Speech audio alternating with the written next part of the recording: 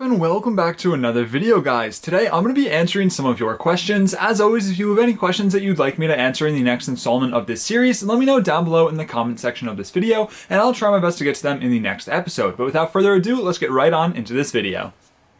Our first question for today comes from Atlas, and that is, do I think that we'll get another Jedi Interceptor soon? And if so, who would I want to see, or what would I want to see? And personally, I think that we will be getting one in the future. It's only a matter of time. It's such an iconic vehicle, such an iconic ship from Star Wars, and I think that it's just a no-brainer for LEGO to make more, and they've made countless in the past. Now, I think some of the ones that I would like to see in the future, I mean, we just got Ahsoka's, so I think that was pretty cool. That's one that I actually wouldn't have really expected to see, but I think ones that we can pretty much guarantee to see in the coming years are Anakin's and Obi-Wan's. Those are just ones that will get a remake, and ideally, I would love to see them in kind of like a versus pack, like the space battle that we got a long time ago, where you get both of the Interceptors, Anakin's and Obi-Wan's, and then you get some sort of Vulture droid or Tri-droid for them to fight against. I think that would be really cool. I do think that we will be seeing, it will most likely just be the Interceptors on their own, though. I know a lot of people don't really like how the Interceptors are right now at that very high price point when you look at Ahsoka's at that $45,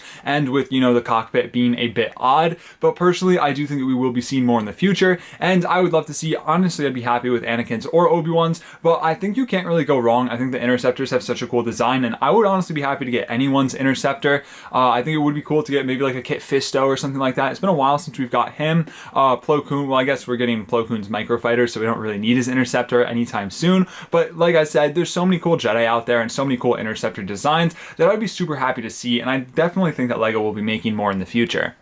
Sleepy asks, will we get Republic Commandos? And if we do, who would I want to see? And I really hope so. I think that the Commandos have such a cool design, and I think there's a lot of people out there that do really like the Commandos, me included, and I just think it would be sick to get them, and I feel like it's something that LEGO will definitely do in the future. It's kind of like another one of those no-brainers, and I don't think they'd be inherently too hard to make. I think they're really sick. It's one of the only, like, clone troopers that I really got customs of. Normally I don't really like customs, but I figured I would get the custom Commandos because they're cool and LEGO hasn't done them yet. But as for who I would want to see, I think the first one is just like the plain white Commandos, because those are realistically the most versatile. You can put them in a battle pack. I think that would be sick. You get 4 of them in a battle pack, $20. That would be so nice. However, I don't think that is what would end up happening. I think it would also be sick to get some, I think, Delta Squad, like a little Delta Squad pack. You get the 4 of them, and then it'd be cool to get Gregor as well. There's so many cool Commandos just all through there. You got Sev, Gregor, Fixer. Now I can't think of them off the top of my head. I guess technically we're the Bad Batch, like technically Commandos in a way. I think that's how it went. I'm not really sure, but I do agree we need to see just the normal Republic Commandos, and I do think that it is very possible for us to see them in the future, and I think it's just a matter of time, but I hope that we see them sooner rather than later. Rally says, do I think that we'll get a Savage Opress, a mechanical legged Maul, or the Night Sisters in LEGO ever? And I think that it definitely is a possibility to see them in the future. Starting off with Savage Opress, I don't know, he's probably the least likely of the 3 on this list, just because, you know, he was really only prevalent in the Clone Wars. I guess if we see him in something in the future, I'm not really sure if that would happen or how that would happen, given all of the stuff, you know, not really spoilers, he's kind of dead, but I guess if they do go to revisit the Clone Wars, or if they come back to the books, I don't really think LEGO does anything for the books though, so I doubt that we would see that, but I do think it'd be cool, and if we did see Savage Opress, it's very likely that we would get a mechanical legged Maul at the same time, given that they are kind of, you know, the same time frame in the Clone Wars when he came back and he had his mechanical legs, you know, Savage Opress was there too, so I think if we got a set, it would likely honestly have both of them. We only ever got the mechanical legged Maul in the Mandalorian Speeder, which was such a cool set, and I think LEGO could improve on that minifigure so much now that the time has passed. They have, you know, new molds. They can do so much different things to that figure now to make it even better than it already was, and I would love to see it. I think something that I would also like to see is with the Maul's mech coming out this year in just a little bit, it would be cool to get a mechanical legged Maul in that set, you know, mechanical legs in the Maul mech. Not gonna happen because LEGO's not gonna make a whole new mold for the legs in a $15 mech set. I just thought that it would be cool. Not gonna happen, but I would love to see a mechanical legged Maul and a Savage Opress, and I would also love to see the Night Sisters in the future. Maybe the Night Sisters Sisters are actually less likely than Savage Opress and a mechanical legged Maul. I think they'd be sick though. I think the Night Sisters have some really cool designs. You get a battle pack with 4 of the Night Sisters, or even if, you know, they somehow end up deciding to do something for the Jedi Fallen Order, you could get Mirren. I think she's a Night Sister. I'm like, yeah, she definitely is a Night Sister. Haven't played the game in a while. That is a very good game. Unfortunately, it doesn't look like we would get Lego sets for the Jedi Fallen Order, for either any of the Fallen Order series at any point, or like Jedi Survivor or any of them, just because we got Cal Kestis as a 25th anniversary minifigure, and Lego made it pretty clear that those are minifigures that we wouldn't be able to get otherwise. So, I mean, if we weren't going to get a Cal Kestis, I don't think we're going to get anything else from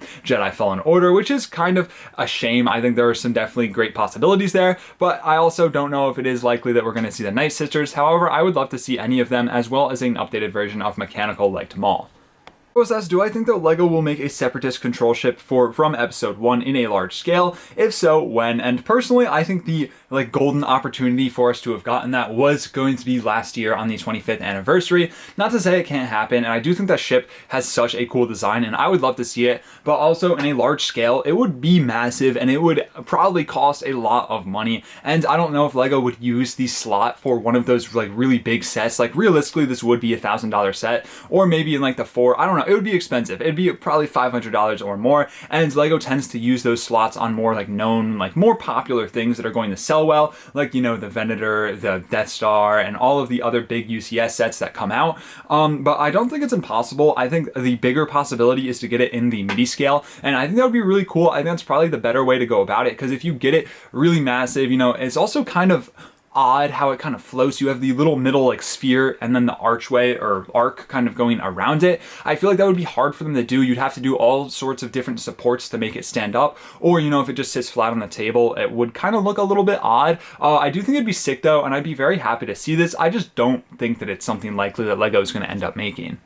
Mole asks, do I think that the Galactic Marines will look good or bad in the UT-AT? And I mean, this is 100% a subjective question. A lot of people are very split on the clones, but I'll just break down kind of what we know. First off, I think a big reason people don't like clones now are the helmet holes. Personally, I don't think they're that bad, but I mean, the Galactic Marines, they're not going to have helmet holes. At least I don't think they will, given that I'm pretty sure from what I've seen, they're going to just use the Snowtrooper helmet that has printing on it. So no helmet holes should be a plus for most people. As for the printing, which has been not great on some of the recent clone troopers, hopefully LEGO can get that right. I mean, it shouldn't be too hard. They don't have any crazy detail or anything like that. So once again, I think that printing should be pretty good, and then I think overall they should be great. The one thing is they're not going to have cloth waistcapes, and that is the big issue with me, that I think they won't be great or as good as they could be without the cloth waistcapes. They're going to be printed, but other than that, I think they should be very good, and I think if LEGO, you know, does well on the printing, they will be some of the best perceived clone troopers in recent years. Everyone's been very split on the recent clone troopers with the printing and the helmet holes,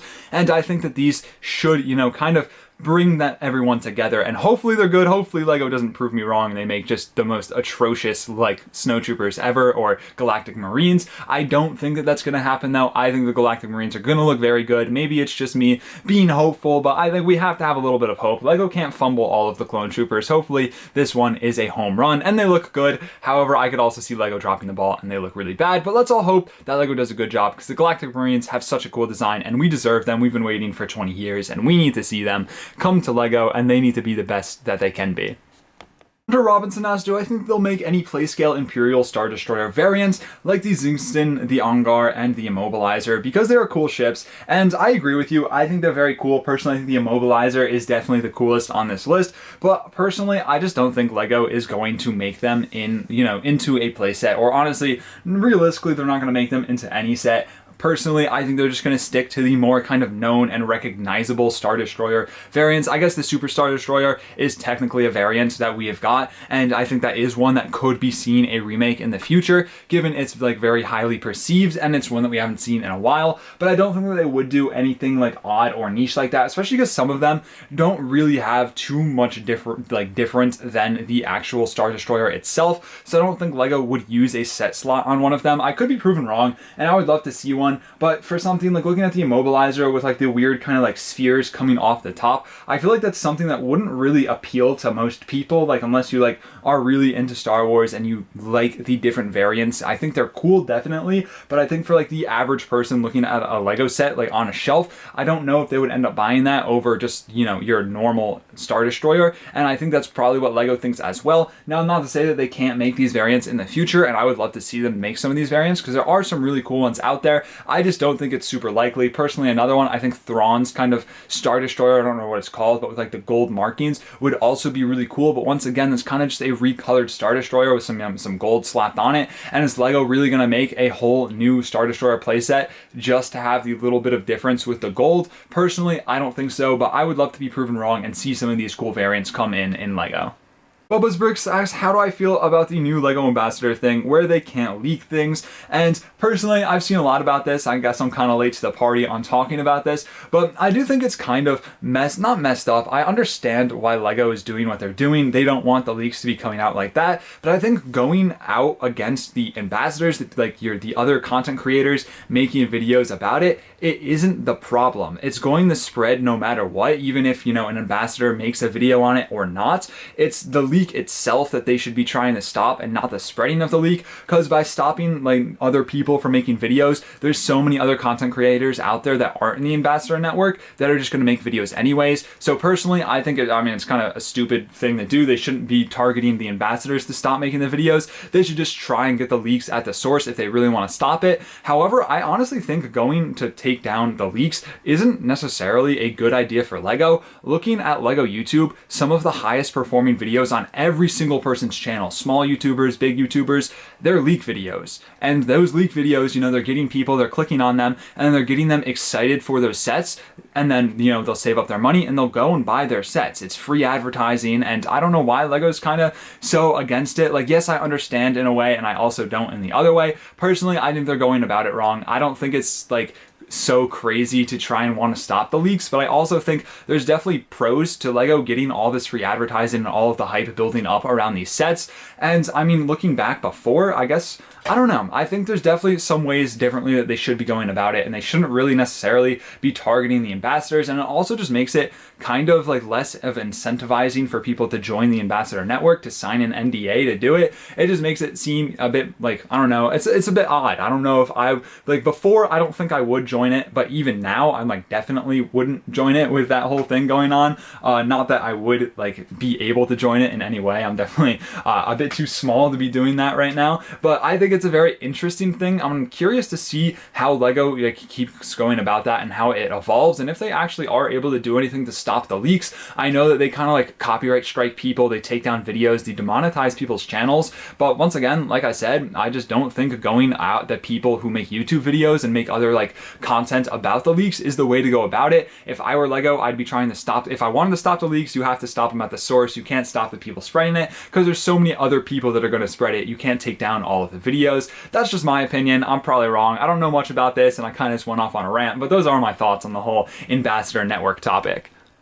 The last question comes from Link, and they ask, how do you create a successful Lego Star Wars channel? And personally, something I'm still trying to figure out, but from what I've seen, you really just have to go for it. You just have to start making videos and just keep posting, and then find out what works for you, find out what doesn't work, and just keep at it, and eventually you'll keep building up, you'll build up, you'll get better and better, your videos will improve, and then with the improvement of your videos, you know, your channel will start to grow more and more successful, and it really is just a grind from what I've seen. Yes, some people will get lucky, they'll post one video and it'll blow up, but that's like the 1%. You probably see that very often because that's what everyone talks about, but for like 99% of other people, you just have to keep at it, keep working, and you will get there eventually. And you know, I think there is no reason not to start. If it's something that you've thought about doing, you may as well do it. It's not like it costs money to start a YouTube channel or anything like that. Yes, it costs money to make some videos, but you can make a bunch of cool videos without spending much money. And I don't know, I feel like you should just, if you want to start, give it a shot. There's no reason not to. Worst case scenario, you can just stop posting if it's not something that you want to do,